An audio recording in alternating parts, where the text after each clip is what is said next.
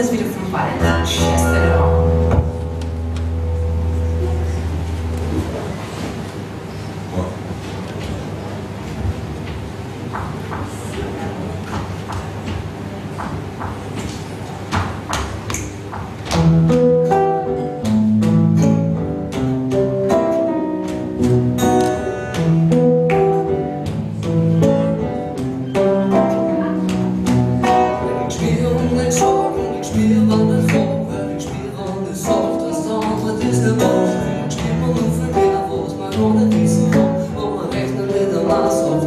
Vielleicht ja, Angst ist ein Mond und auf Ziel mag ein Grund.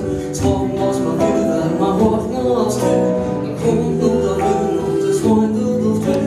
Wenn man nur will, fängt man so von den Schäden. Schäden, Schäden, und du den Oben mit Liebe fühlen.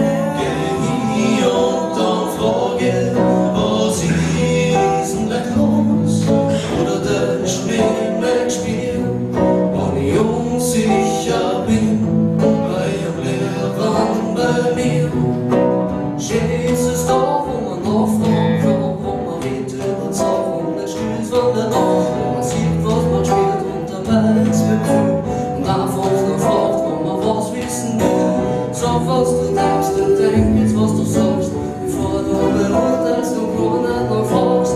Rennt in den einen Länger verloren, denkst nicht drüber nach, fühlst dich wie nicht geboren. Scheiß, scheiß an, und du den Oben mit Liebe fühlen.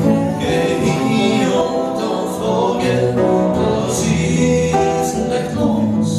Oder der Schnee mein Spiel, und ich unsicher bin, bei ihrem Leben bei mir. Man dreht sich im Kreis und ist grad am Erklären, und oft kann man's nicht wissen und oft auch nicht spielen, was der andere so denkt und der andere so will.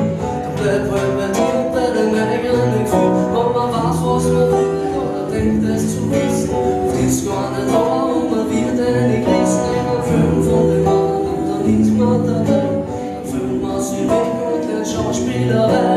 Scheiße.